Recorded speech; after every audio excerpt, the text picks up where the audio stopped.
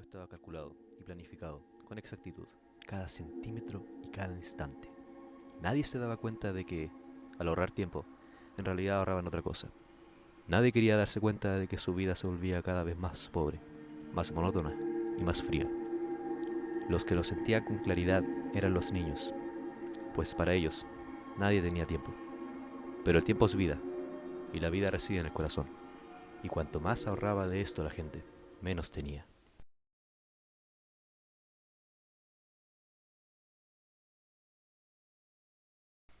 Hola, muy buen día, espero que se encuentren muy bien. Hoy vamos a hablar de un libro que me parece bastante bonito e interesante. Momo, de Michael Ende.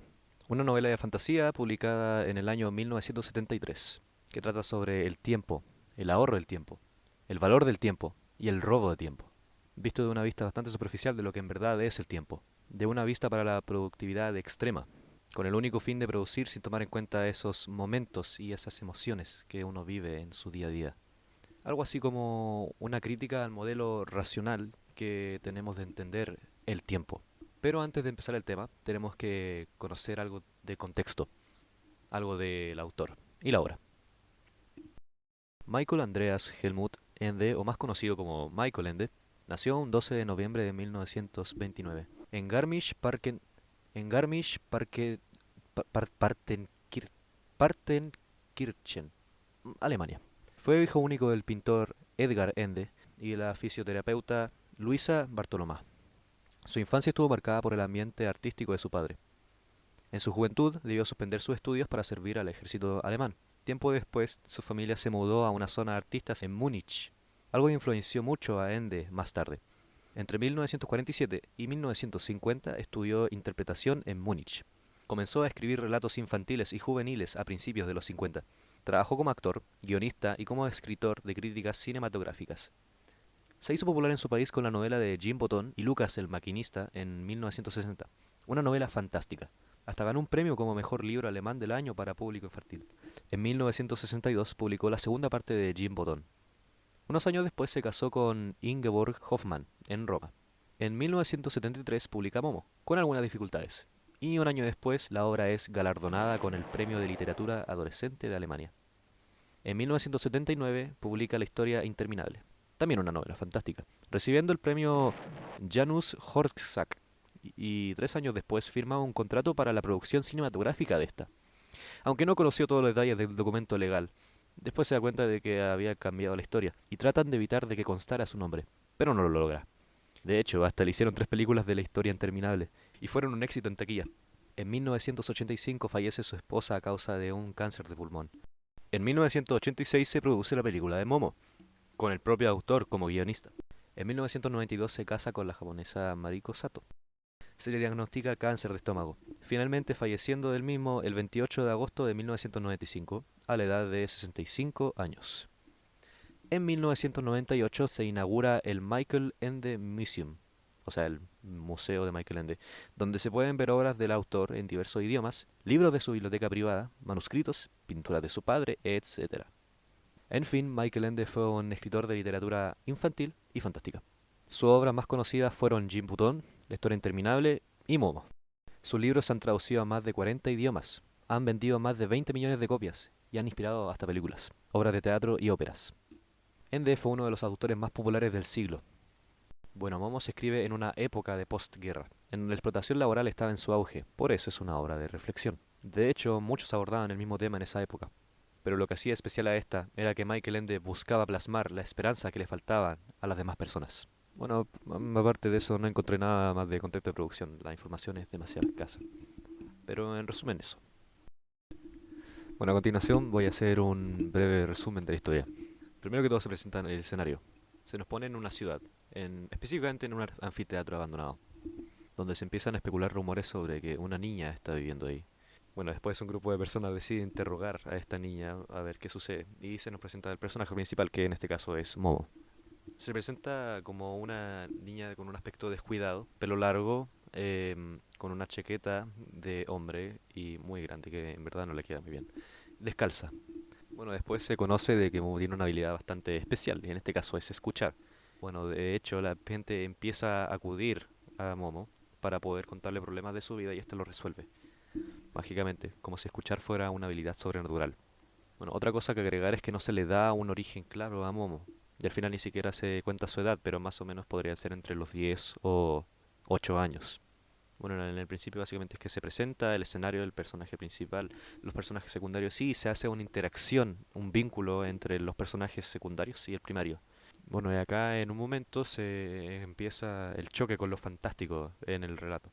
Y en este caso de la introducción de nuestros antagonistas, los hombres grises. Aparece un personaje secundario que teniendo una actitud, un pensamiento en especial, y aparece un hombre gris. En este caso el objetivo del hombre gris es de alguna manera seducir al personaje de que empiece a ahorrar tiempo en sus sucursales, en sus bancos de ahorros de tiempo, que básicamente una mentira para poder estafar a los hombres y robarles tiempo.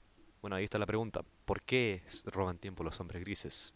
Y es algo que se descubre después en el desarrollo. Después del encuentro con un hombre gris, este personaje como que de alguna manera se corrompe, cambia su forma de actuar, su forma de vivir, de hacer las cosas cada día a día y se vuelve más monótono, rígido con el tema de siempre querer producir al máximo y sin darle la especial a los momentos que tiene que vivir, tratando como si los momentos de todos los días que vivimos, esos pequeños momentos, fueran de alguna manera inservibles y que no son productivos para llegar a algo. Todo se torna más frío en el personaje y el ambiente y los hombres grises empiezan a abundar en la ciudad. Aquí es cuando ocurre un encuentro entre Momo y un hombre gris. Y ahí es donde empieza el desarrollo, la trama. Bueno, y ahora voy a leer algo de la contraportada. Un día aparecen los hombres grises convenciendo a la gente de que ahorre tiempo y lo deposite en su banco. ¿Qué harán con todo el tiempo de los demás? Momo se propondrá descubrirlo con la ayuda del maestro Ora y la tortuga Casiopea, que son unos personajes que aparecerán después. Momo es una parábola sobre la locura del ritmo de vida actual en la que la frase "no tengo tiempo" se impone y da lugar a una vida mísera y a la pérdida del cariño y de las amistades. Y en este caso, este es el desarrollo. Al final, la vida se vuelve más fría cuando la gente empieza a ahorrar tiempo. Se vuelve, como dije antes, más aburrido con solo el fin de producir y producir y producir sin darle la importancia real a lo que es en verdad vivir. Bueno, ahora voy a hacer una crítica, una valoración sobre los aspectos que me gustan de Momo en sí y por qué te lo recomiendo. Bueno, primero que todo me parece muy curioso de que el libro pueda decirse algo así como atemporal, porque de hecho se publicó en 1973. Y bueno, ya estamos, 2022, y aún así sigue la fórmula, el tema sigue funcionando y sigue teniendo un común en el ritmo de vida actual. También es curioso porque en verdad el tema principal se podría apartar solo para un público adulto, ya joven o adolescente, pero en verdad es un libro infantil, dando a entender de que los niños también pueden entender ese tipo y profundidades de ese tema.